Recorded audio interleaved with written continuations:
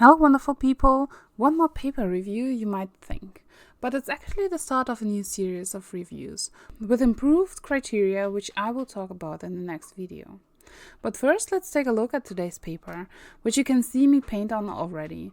It's the Hahnemühle the Collection Watercolor paper of 300 GSM. With a cold pressed surface, it's part of a pad with a variety of watercolor papers from Hahnemühle, which I wanted to try. It's 100% cotton, mold made, with vegan sizing.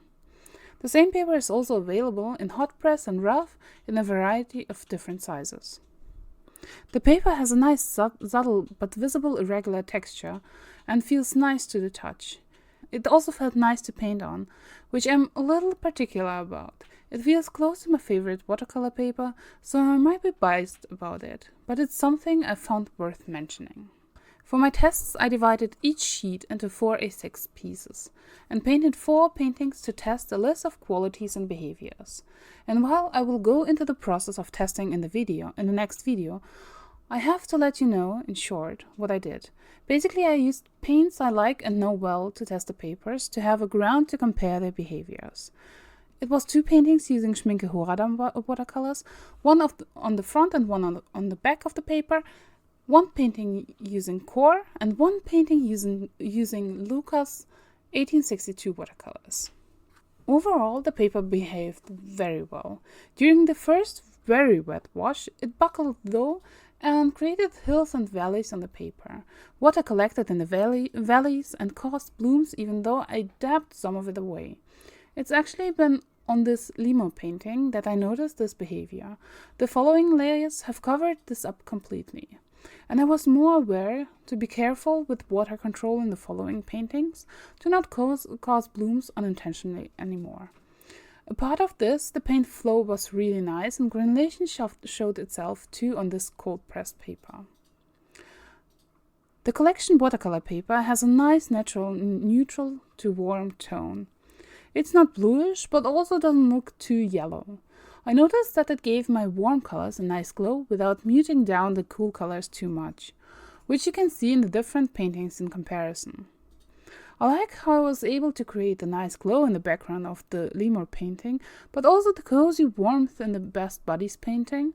As you can see in the painting of the cat, the bright warm yellows and reds have a beautiful glow, while the cat itself looks cool in comparison. While painting, I also tested how my paints would lift and glaze on this paper.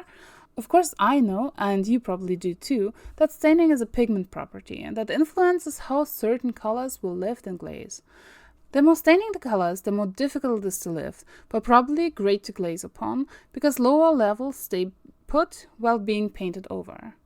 In my tests, I tried lifting both staining and non-staining watercolors, mostly in the cause of correction, but also to highlight areas. It was possible on this paper without damaging the paper surface, and I had no pilling whatsoever. While doing that, I was able to move staining colors somewhat, like to soften edges. This shows that the sizing is sufficient to work upon.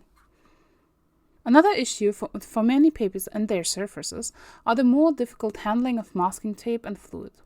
I must admit that I simply forgot to use masking fluid, as while I own it, it's not used regularly by me. I like a flow in my process and I like the long drying time that masking fluid forced upon me.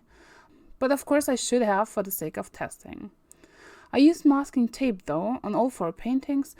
The tape was easy to remove and didn't rip the surface in my case. This leads me to believe that the paper would handle masking fluid well as well. Another way to test the surface and whether it would be damaged by handling it was erasing.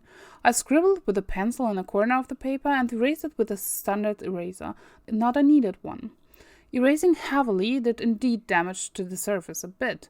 It showed when painting a flat wash, as the color enhanced the spot where I erased.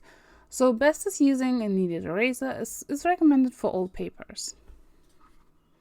I actually enjoyed painting on this paper. It felt very close to my favorite cotton paper and behaved well enough. The little issues like buckling etc. were expected in a very wet wash, and I was able to adjust to it with ease without losing my style or my usual techniques. It was actually fun to see how those paintings grew layer upon layer and how nicely the colors showed. And while I find the name a bit odd and have never paid attention to this paper from Hahnemühle before, when shopping for papers, it seems to be a solid candidate for painting. Have you ever used the Collection Watercolour paper by Hahnemühle? How do you like it? I'd love to know how other artists experience painting on it. There's the Collection Watercolour sheet in the sample pad, which I will review next. It's 640 GSM, and I used one of the pieces already to paint on stream. This time the surface is rough and will show granulation even better, so it invites for play. If you're curious about my painting process and thoughts I have about painting, or just want to hang out and paint along, feel welcome to visit my Sunday streams on Twitch. The link is down below in the info box. You're also welcome on Discord for more tips, discussions, and inspirations around art and watercolors. It's a passion I'm so glad to be able to share it with you all.